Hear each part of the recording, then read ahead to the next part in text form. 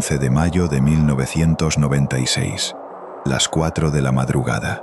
El collado sur del Everest, 8.000 metros de altitud. Stuart Hutchison tiene una linterna frontal y 32 años. Es médico, cardiólogo canadiense en formación.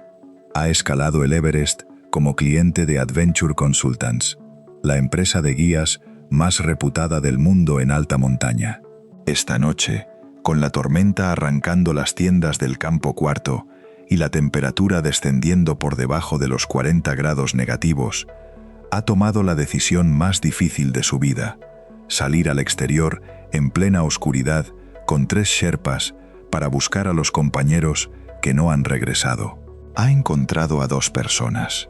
Una es Yasuko Namba, 47 años, japonesa, la primera mujer de su país en escalar los 7 cumbres. Está tumbada boca arriba en la nieve, inmóvil, con los ojos parcialmente abiertos. La otra persona es Beck Weathers, 49 años, patólogo de Dallas, Texas. Ha pagado $65.000 para estar en esta montaña. Lleva entre 5 y 6 horas inconsciente en el collado sur. Sus guantes han desaparecido, el viento se los arrancó horas antes. Sus manos están negras, la piel de su cara es gris bajo la escarcha. Hutchison es médico. Evalúa a los 2 con lo que tiene: una linterna, sus ojos entrenados y el conocimiento exacto de qué aspecto tiene alguien que se está muriendo de hipotermia en zona de muerte. Su diagnóstico tarda menos de 1 minuto. Estaban en estado terminal, declaró Hutchison años después. Creí que no sobrevivirían aunque los bajáramos. Creí que ya era demasiado tarde. Hutchison y los 3 sherpas dejan a Beck Weathers y a Yasuko Namba en la nieve. Vuelven a las tiendas. A 1.500 kilómetros de distancia, en Dallas, Texas, el teléfono de Beck Weathers está a punto de sonar.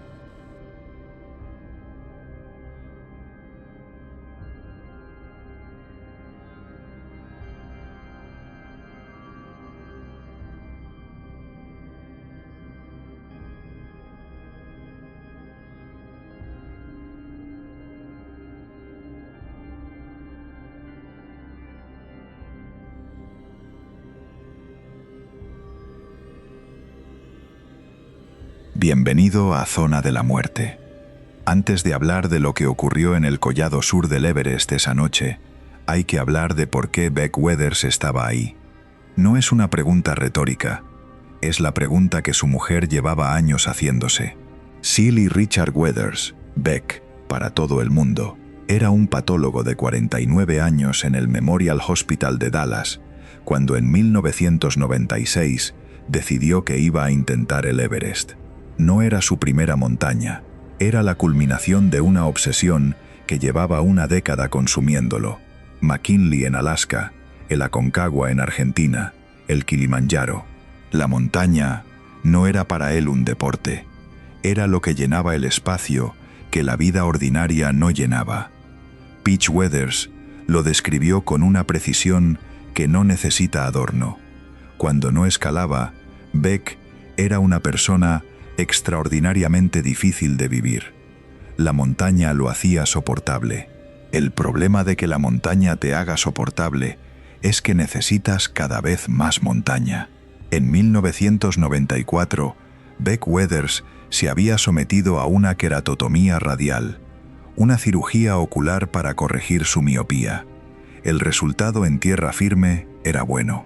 Lo que ningún médico le dijo, porque en 1994 no se sabía con certeza, era que a 8.000 metros de altitud, la geometría de la córnea cambia con la presión atmosférica. La corrección quirúrgica puede revertirse. Beck Weathers, en altura extrema, podía quedarse prácticamente ciego. Él lo sabía. Ya había tenido episodios de pérdida de visión en intentos anteriores, y no lo dijo a nadie cuando pagó los $65.000 para unirse a la expedición de Adventure Consultants en la primavera de 1996. El 10 de mayo de ese año, Beck Weathers salió del campo cuarto con el resto del equipo de Rob Hall a la hora de costumbre, medianoche. El objetivo, Era la cumbre. Durante el ascenso, exactamente como había ocurrido antes, su visión comenzó a degradarse. A la altura del balcón, 8.400 metros de altitud, Beck Weathers podía ver apenas el contorno de las siluetas más cercanas. Se lo dijo a Rob Hall. Rob Hall le dijo que esperara, que él bajaría con él desde la cumbre en el descenso, que mientras tanto no se moviera y esperara a ver si la visión mejoraba. Beck Weathers esperó 4 horas en el balcón del Everest, mientras el resto de su equipo subía sin él. Cuando varios compañeros descendieron de la cumbre y pasaron por su posición de vuelta al campo cuarto, Beck intentó sumarse al grupo. Uno de los guías le dijo que Rob Hall quería que se quedara y esperara. Beck esperó. El viento que llegaba del norte empezó a traer algo distinto en el aire. La densidad específica que los meteorólogos llaman frente, que los alpinistas llaman tormenta. A las 3 de la tarde, Beck Weathers tomó la decisión de bajar solo. Era la decisión correcta. El problema fue que la tormenta llegó antes de que pudiera ejecutarla. La tormenta del 10 de mayo de 1996 no debería haber llegado ese día. El servicio meteorológico que contrataron las expediciones había pronosticado una ventana de buen tiempo para esa fecha. Una ventana limitada, como todas en el Everest.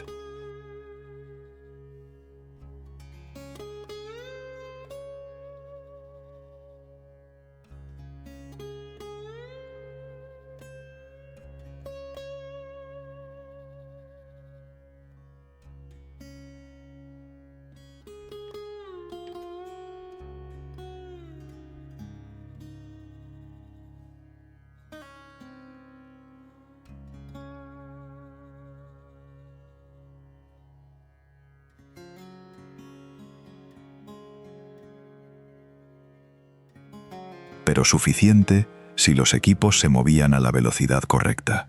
Lo que el pronóstico no capturó fue un sistema de baja presión de desarrollo rápido que llegó desde el sur con 4 horas de adelanto.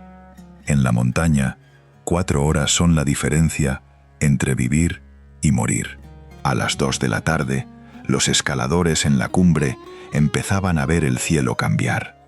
A las 3, el viento alcanzaba los 90 kilómetros por hora en la cima sur. A las 4, la visibilidad en el collado sur era prácticamente cero. Beck Weathers estaba entre el balcón y el campo cuarto cuando la tormenta lo alcanzó. Lo que ocurrió a continuación, Beck lo describió en su libro Left for Dead, con la precisión fría de alguien que ha tenido que revivirlo centenares de veces. Perdió la orientación. No podía ver. No podía distinguir arriba de abajo. Se tumbó en la nieve porque era lo único que podía hacer. El viento llegaba en ráfagas que lo desplazaban físicamente. La temperatura descendió por debajo de los 40 grados negativos. Llegaron otras personas. Yasuko Namba, que también descendía. Charlotte Fox, Sandy Pittman, Tim Madsen. Varios escaladores atrapados en el mismo punto, en el mismo vendaval, sin orientación, sin visión, sin posibilidad de moverse con seguridad. Se apiñaron, intentaron protegerse mutuamente. El viento los separó, los volvió a unir, los volvió a separar. En algún momento de esa noche, Beck Weathers perdió el conocimiento. No lo sintió como perder el conocimiento, lo describió como dormirse. Simplemente me fui, escribió. El frío dejó de doler, todo dejó de doler. Cuando Hutchison llegó con sus linternas en las primeras horas del 11 de mayo, Beck llevaba entre 5 y 6 horas inconsciente, sin guantes, con la cara expuesta al viento.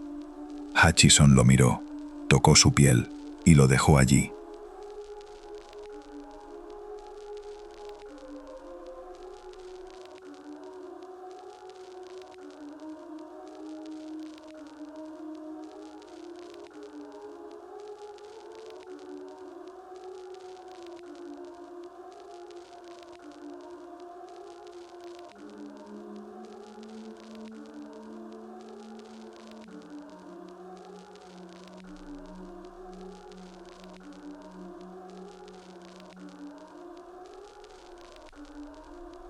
A las 6 de la mañana del 11 de mayo de 1996, Jon Krakauer cogió el teléfono vía satélite del Campo 4.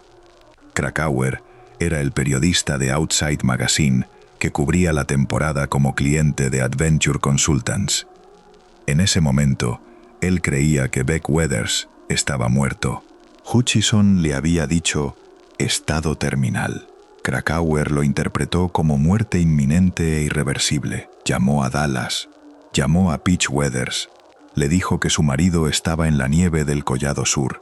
Le dijo que los que lo habían encontrado creían que estaba más allá de cualquier intervención posible.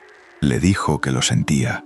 Krakauer describió esa llamada en Into Thin Air como uno de los momentos más difíciles de su vida. Llamó porque creyó que era lo correcto, que una esposa merecía la oportunidad de despedirse. Pitch Weathers recibió la llamada con sus hijos en casa.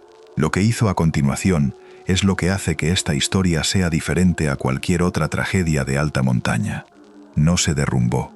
No llamó a la familia para comunicar la muerte. Lo que hizo fue coger el teléfono y empezar a llamar, una a todas las personas con poder suficiente para organizar un rescate en el Nepal de 1996.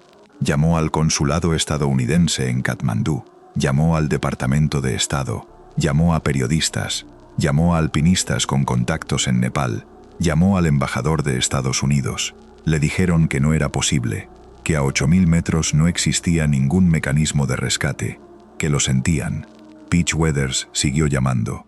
Mientras Pitch llamaba desde Dallas, en el Everest, ocurrió algo que nadie había previsto como posible.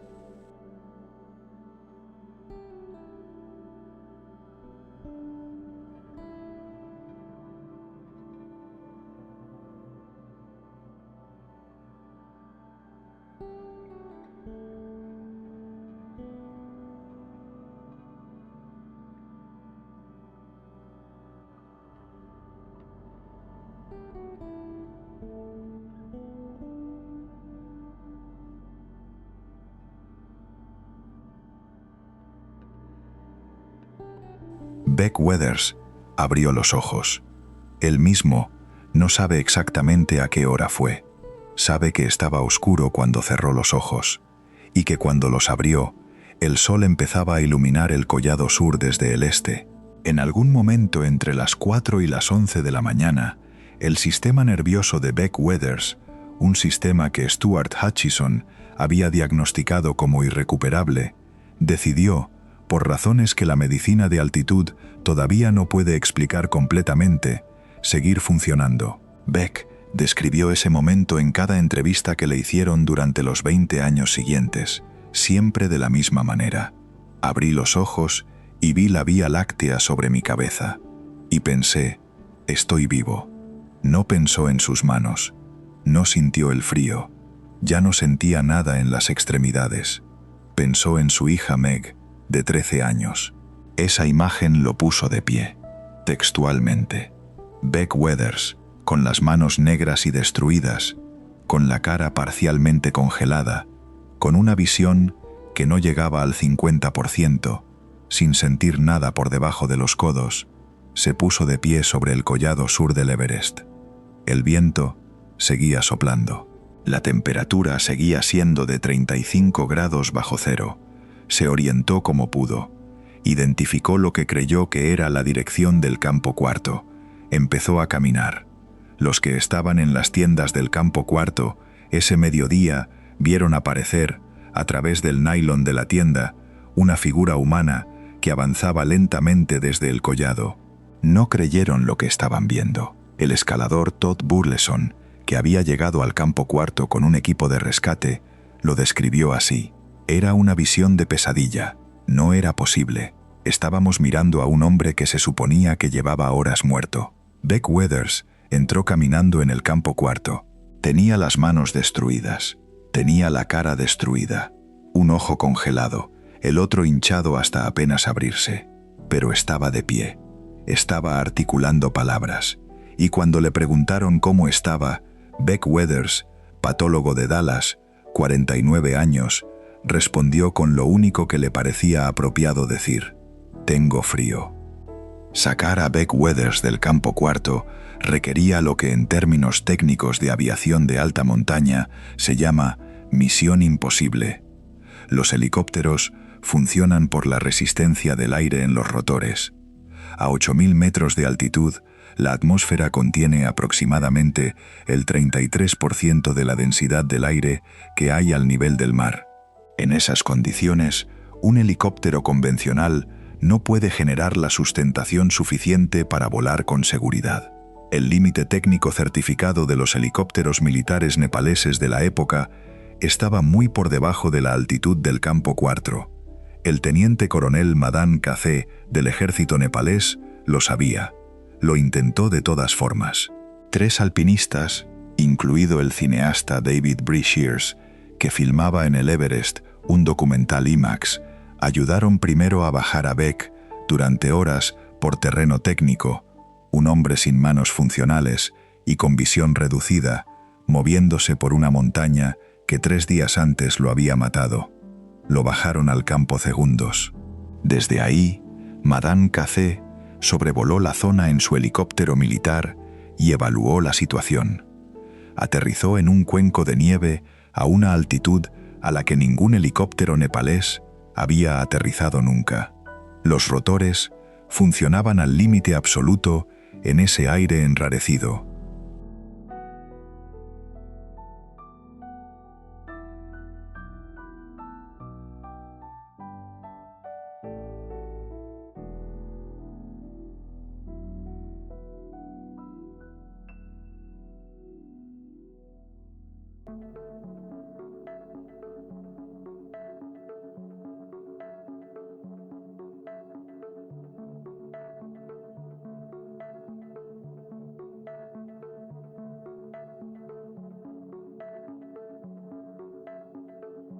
Tuvo tiempo de cargar a Beck antes de perder sustentación. Fue el rescate en helicóptero a mayor altitud de la historia hasta ese momento. Beck llegó a Katmandú, llegó a un hospital, llegó a Dallas. Lo que los médicos encontraron cuando lo examinaron fue la consecuencia directa de haber pasado entre 12 y 16 horas con las manos expuestas a 40 grados negativos en zona de muerte. La mano derecha fue amputada por debajo del codo. Todos los dedos de la mano izquierda, amputados. La nariz fue reconstruida a lo largo de más de 60 cirugías durante los años siguientes. Beck Weathers siguió ejerciendo de patólogo. Peach Weathers no pidió el divorcio, aunque fue completamente honesta sobre el hecho de que lo había considerado seriamente. Decidí que el hombre que volvió del Everest no era el mismo que se fue, declaró en una entrevista. En cierta manera, la montaña me lo devolvió mejor de lo que se lo llevó. Beck Weathers sigue dando conferencias sobre esa noche. Siempre termina con la misma frase: nunca supe que estaba muerto. Stuart Hutchison hizo lo que un médico tiene que hacer a 8.000 metros de altitud, con 3 sherpas, una linterna frontal y temperatura de 40 bajo cero. Evaluó a 2 pacientes. Determinó que ambos estaban más allá de cualquier intervención posible. Conservó los recursos para los que todavía podían sobrevivir. Volvió a las tiendas. Es exactamente lo que la medicina de triaje enseña en sus manuales. Cuando los recursos son limitados, los priorizas donde pueden hacer diferencia. Al que ya no puede ser salvado, lo dejas. Hutchison tenía razón sobre Yasuko Namba. Murió esa noche en el Collado Sur. Hutchison estaba equivocado sobre Beck Weathers. ¿Por cuánto? Es la pregunta que ningún médico ha podido responder de forma satisfactoria desde entonces. El cuerpo humano en hipotermia extrema tiene capacidades de supervivencia que no corresponden a ningún modelo que la medicina haya construido. El frío extremo puede preservar la función cerebral durante más tiempo del que la temperatura corporal haría suponer. Algunos médicos han propuesto que el estado de Beck era una hipotermia tan profunda que su metabolismo se había ralentizado hasta minimizar el daño. Otros simplemente no tienen una explicación que los satisfaga. Pero la pregunta que importa no es médica. Es esta: cuando un médico entrenado, con toda la información disponible, en las condiciones más extremas concebibles, mira a dos pacientes y decide que ambos están muertos, y uno de ellos no lo está. ¿Quién es responsable de Yasuko Namba? No de su muerte, de la decisión de no intentarlo. ¿Habría sobrevivido Yasuko si Hutchison la hubiera bajado al campo cuarto esa noche? Probablemente no. Las condiciones eran las que eran. Los médicos que analizaron el caso años después concluyeron que el resultado habría sido el mismo. Pero, probablemente no, no es, definitivamente no. Y Beck Weathers es la prueba de que, definitivamente no existe en zona de muerte. ¿Tiene un médico el derecho de decidir que alguien está muerto antes de que lo esté? En un hospital, la respuesta es no. En zona de muerte del Everest, con recursos limitados, en medio de una tormenta que mata, la respuesta es sí, porque de lo contrario, mueren todos. Stuart Hutchison hizo lo correcto según todos los protocolos disponibles. Y a 200 metros de donde tomó esa decisión, Beck Weathers abrió los ojos y vio la Vía Láctea. Escríbelo en los comentarios. Cuando alguien tiene el derecho de decidir que otra persona ya no tiene salvación, ¿y quién carga con esa decisión si resulta estar equivocado? Nos vemos en la próxima cumbre.